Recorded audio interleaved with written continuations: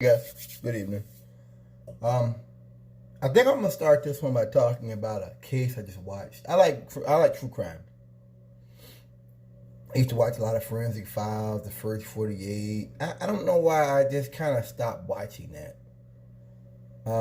I think I go more into the psychology of the killer than just your circumstantial evidence of the murder weapon, DNA. And not to say I wouldn't watch it. It's just I guess I've changed. I used to talk about how much have I changed because sometimes I feel like I'm still a teenager. The stuff I take, all these extracts and fucking blender stuff and all this oatmeal and everything in there. I feel like a kid a lot of times. I mean, in body and in mind. I need to start working out again. But I Stephanie Lazarus case is very interesting because it really shows you how corrupt law enforcement was back in the day. People talk about the good old days and people knew their place and all that, and how everything's about gay people and everything's about race and everything's about, women. Why can't we just go back to the America we once had? I think the Stephanie Lazarus case, excuse me, I'm just calling it Stephanie. That case shows you just how it was. Stephanie had dated a guy in college. They were both students, and that's some sweet peanut butter. Sorry. She dated this guy, and I guess it just didn't work out. And he wound up getting a job somewhere and doing his thing, and she became a uniformed police officer. And she went and she still wanted to, date this guy, even though he was like, no, I'm going to marry this woman, Rasmussen, this other woman. So, get to the point here. She ended up coming to their house. She came to their house and asked him to wax her skis. That's what she said. And Rasmussen's like, yo, that's weird. And, white people do. Oh, we're just friends, White people, So, she come over there in like this scantily clad, like, fitness outfit. I'm guessing like spandex and shit, And she come back when he was at work, but Rasmussen was by herself in a police uniform. Intimidation. I guess she probably warned them, probably wasn't listening like white folks do. She killed Rasmussen. Happened back in, I think, the early 90s or late 80s, something about that time. She came to police like in 87, 85, so probably early 90s. And she killed her. She killed this woman, and she gave her a bite. And the bite is actually how she was caught. And the reason why I'm talking about this, I have been I won't say a fanboy, but really, really been interested in LAPD stuff for a long time. Even before I went to California, I just like some of the stuff.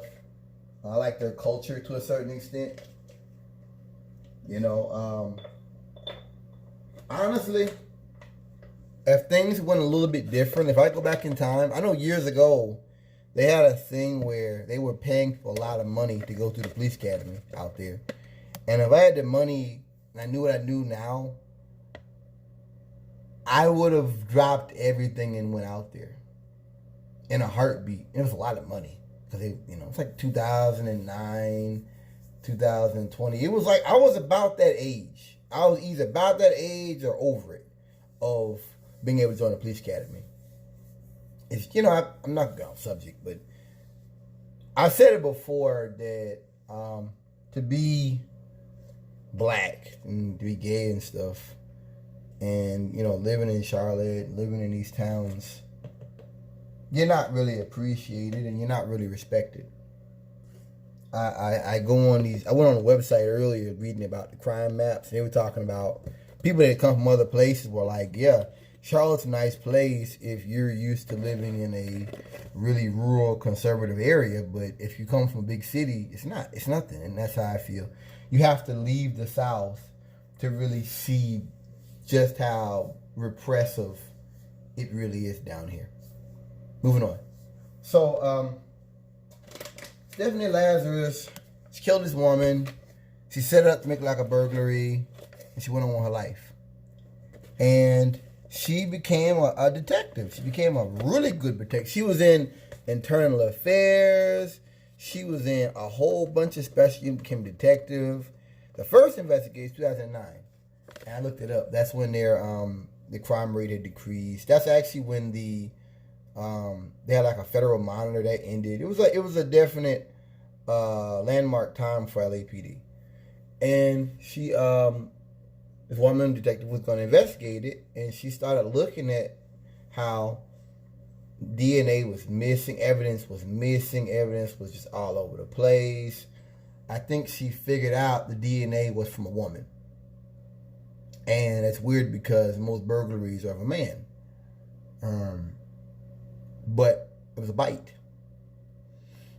I think our supervisor said something like, yeah, but that police detective. Which, when reading that, I knew what that was right there, that we're not going into that, you know. We're not going to entertain that. That's basically what he said. We're not entertaining that. And if, you're that's the policing model I know about as a black man. That's what I know about. That, like I say, cops protect cops. And this case showed that cops protect cops. So when they talk about the good old days, back when, women were women and men were men, and people knew their place, and the police had all this power, and the majority of the police department was probably white and male, and you didn't question law enforcement. This is the kind of stuff that hides in that. You're Stephanie Lazarus. And I find it very interesting that for a sociopath, she was very successful. I think they said she had found some kind of paintings that had been stolen, and then she ended up coming back. I think she started painting. She's in all these different civic organizations and stuff, and I thought that was kind of creepy. But it's a reminder that these sociopaths and stuff, these are not dumb people, and these are not knuckle draggers. These are people who can be very smart, can be very sophisticated, and can really rise to some very high levels within our society. That's what my reading of that showed me. I think that's tragic. I think it was really tragic what I was reading. Really tragic. And like I said, it kind of reminded me of that movie, a movie by Centennial Man, where the dude wanted to become human, and the white guy, the old white man was like, oh, we can't allow this. And the black woman was like, no. That's almost kind of how I feel about the Stephanie Lazarus case. That in the beginning, you had the establishment. And even in the early 2000s, I think people think like gay people have taken over and this and that. And really, you've gotten that has not reached the establishment stuff yet. Establishment jobs and stuff. Early 2000s, I would say you still had a lot of white supremacist stuff. And that gang mentality and all that clicked up stuff. Even then, I believe. Oh yeah. Just to think that if it wasn't for DNA, and it wasn't for the fact that she bit Rasmussen, she could have become police chief.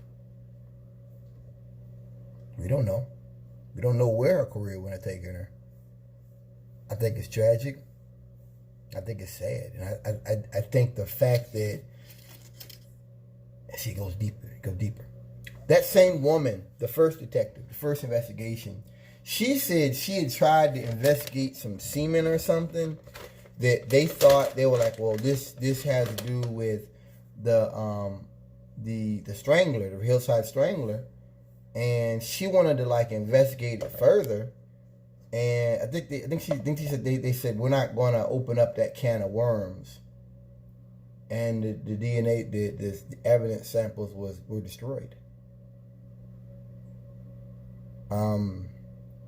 I've said this many times before. You're dealing with people who don't have the same mentality we do, or the same goals we do. I think that's what things like this show you.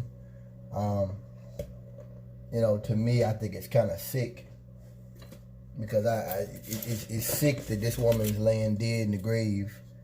Her life, we never got to find out what her life would have went. She might have became some kind of doctor. She might have came up with some kind of cure for cancer. I don't know anything about that woman, and that just because this woman is LAPD, that she basically gets, she basically gets she basically gets carte blanche. See, that's how we protest. That's why Kaepernick kneeled. That's what this is all about. It's not that we hate law enforcement. We hate what they do. That's not it at all. It's an ignorance. And that's what I expect from those kind of people who really just seek to close the discussion before it goes any further about why these things have been done, why people are mistreated, why you have these systems. And that's also why you have these riots and stuff.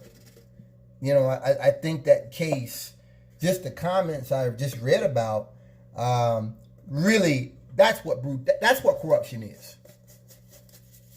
That's what corruption is. That you have evidence, you don't follow it where it goes. And I thought about something else too, that they really don't want justice. Oh yeah, they don't. I mean, they talk like they want justice, but they really don't want justice. Justice is, it's a misnomer, is what it is for them. They don't want justice. They don't even care about justice. And they care about locking my black ass up, and throwing away the key, and they care about mistreating me, and they care about, more tanks and more armored equipment to come after me and my people. But they really don't care about justice. And I just think the Stephanie Lazarus case shows you that. I wonder how many other cops are out here murdering people, or if not murdering, have covered up for the cops. This is the blue wall. It isn't just brutality. It isn't just sexual harassment. It isn't just using foul language or misconduct, discourtesy. In this case, it led to murder. And you had officers that covered up this murder for decades. This woman, I don't know, I gotta read into it. I think she got a chance to retire with her pension. Yeah. That's how long she was in the LAPD after she killed them. After she did what she did. Yeah. So I think it's really sick. And I think it's kind of sad that was done. But like I said, that's why whenever I hear this stuff about, I miss the good old days, and where, there wasn't no cameras and the police could hand out justice. Well, you're also talking about that.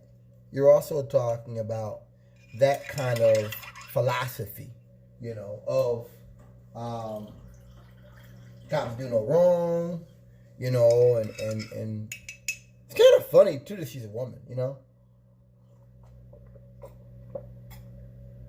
The pathological nature of her murder that she committed.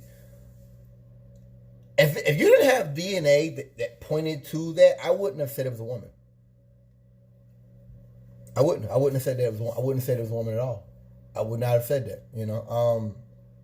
The wearing gloves, the use of force, the use of a weapon, the crime of burglary, the fact that someone ran up in this woman's house by themselves in the middle of the daytime and used force. All those things point to a male assailant. I don't look at any of that and think, whoa, this is a woman. This is a female white woman. I would not have thought that. I would have thought this some guys that were preying on some little flimsy white woman, and but she wasn't raped. There was no crime of rape. And then they said that, like, the woman didn't steal nothing. It was nothing. See, that was the other thing. That was the other thing that, for me, was suspicious is who just goes and does that in the middle of daytime, doesn't take anything. I don't know. Maybe nobody will watch this. But I just thought this was intriguing that, once again, for the third time, fourth time, it just shows you the other side of police officers just getting... police officers just basically getting carte blanche. Police officers that are not held accountable.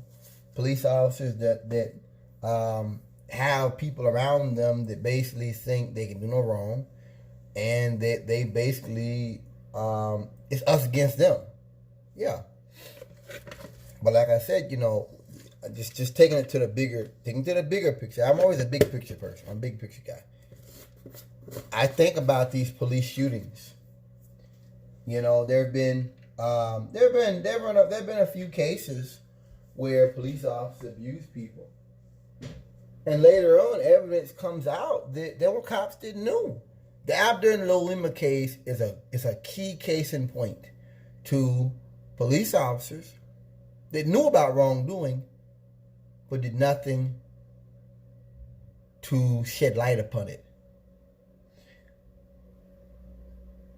It's crazy to me that you have police that talk about brutality and how you should just put your hands up and cooperate with the police. But then look at cases like that, they're not outraged. This was an outrage. Police officers are given certain powers in society to watch out for the public good, to protect us. I understand that. I don't think many people around me think that should go away. Nobody's saying that should end. But I think that when you do stuff like this,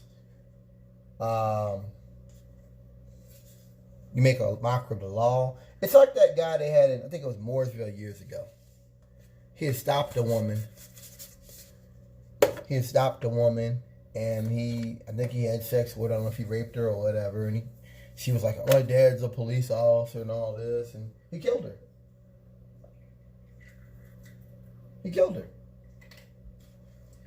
And I think they end up getting him due to the fact that his feet were really small or some shit like that. That's how they got him. You know, and that's why I used to hear years ago, I didn't know why. I used to hear years ago, they said, like, you know, women are by themselves here at night, they're supposed to go ahead and drive on to the next, drive on to a safe area to stop. And they used to say it like it might be a police imposter. But really, it was because of that cop. Peace out.